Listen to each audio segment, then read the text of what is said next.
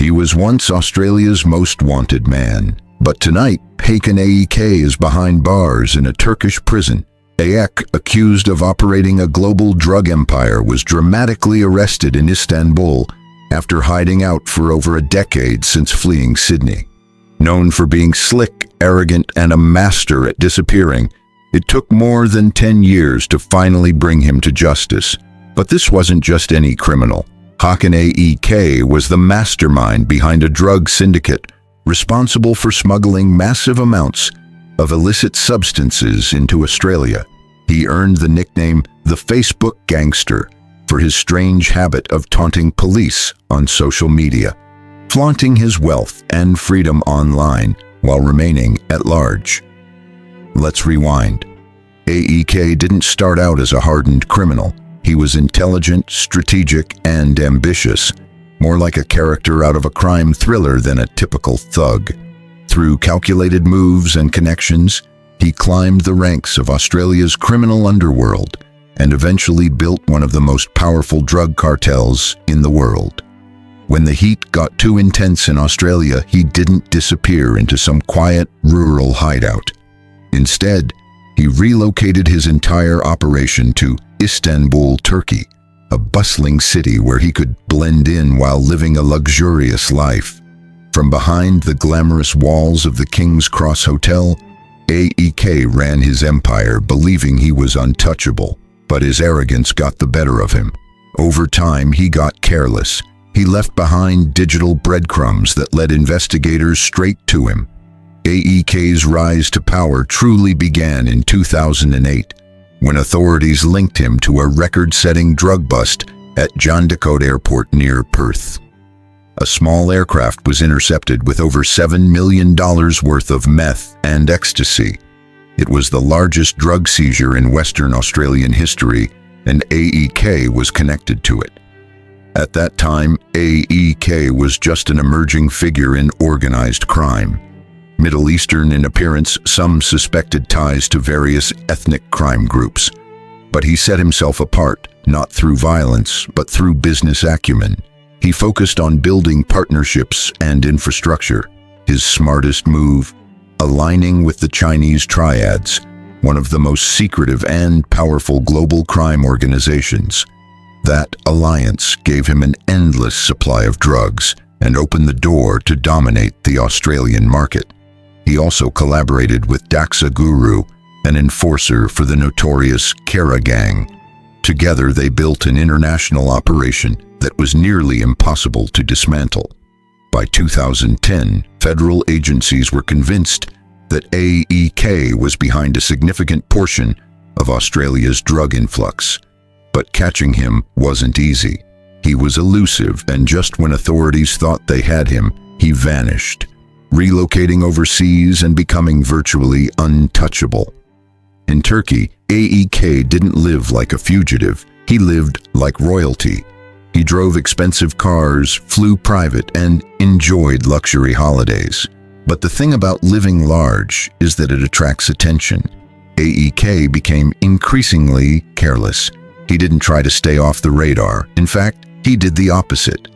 While most fugitives avoid digital exposure, Ayik flaunted his lifestyle on platforms like Facebook and Instagram. This recklessness led investigators to his wife, Fleur Messelink, who posted images from their glamorous vacations and luxury vehicles. Digging deeper, authorities uncovered her connection to Hakan Ayik, who had now adopted the alias Han Reis.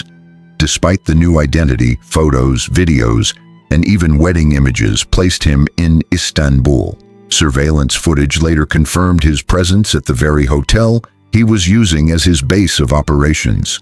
So what happens now? Ayik is finally in custody, but the legal process will be long.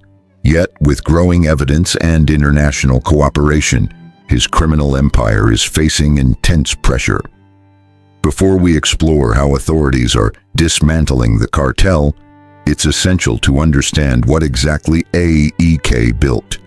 This wasn't just a drug ring, it was a multinational criminal network, built with strategic alliances, business logic, and global influence. Stay tuned, as we delve deeper into the structure, operations, and eventual unraveling of the infamous Aussie cartel, once run by the man who thought he could never be caught. He's one of the key figures behind the so-called Aussie cartel, and after years of staying one step ahead of law enforcement, his arrogance may finally lead to his downfall. Investigators have linked secret intelligence with careless online activity, especially from Facebook and Instagram, to uncover this criminal's hidden location. The story traces back to the early 2000s, when Hakan Ayik was still rising through the ranks of the drug trade. Back then, he was already smuggling methamphetamines and ecstasy into Australia. But as his confidence and network grew, Ayik realized he needed larger supply lines and more secure smuggling routes. That's when things escalated. Instead of relying solely on local criminals, Ayik reached out to the world's most dangerous and influential syndicates: the Russian mafia, the Chinese triads, and the Mexican cartels. These global crime groups have dominated the drug trade for decades, running sophisticated networks that span continents. Ayik's ability to connect and negotiate with these organizations set him apart from other criminals. He didn't just sell drugs, he engineered a transnational operation. Ayik united various gangs under a single cooperative network, turning Australian criminals into major players in a global syndicate. The Aussie cartel was no longer just about domestic crime. It was an international enterprise with Australia at its core. But criminal empires like this require careful management. Ayik maintained a steady drug supply, built an efficient distribution chain, and perhaps most importantly, secured corrupt insiders, referred to by authorities as doors. These were people working within customs, ports, airports, and logistics who could help move drugs undetected.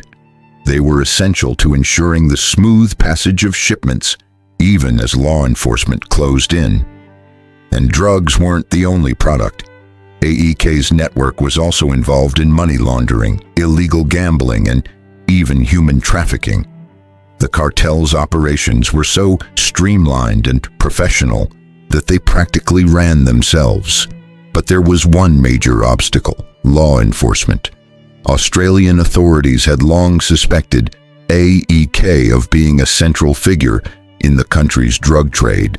And while other gangs fought for turf and power, Ayik focused on expansion, constantly adjusting his tactics and strengthening his alliances to stay ahead of rivals and police alike.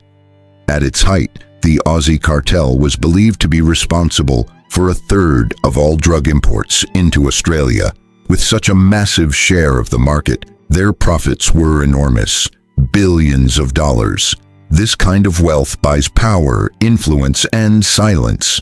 Still, even the most powerful empires eventually face pressure. The Australian Criminal Intelligence Commission, ACIC, made it a mission to bring down the Aussie cartel. But how do you catch someone as elusive as Ayik? How do you dismantle a criminal network that spans from Australia to Asia to the Middle East? It wasn't easy, but law enforcement had one major advantage: time. While Ayik operated with confidence, authorities slowly gathered evidence. Eventually, they started to track his movements, uncover his global connections, and find the cracks in his empire. One breakthrough came with the discovery of encrypted communications. Criminals like Ayik used cipher phones, secure, untraceable devices that made surveillance nearly impossible.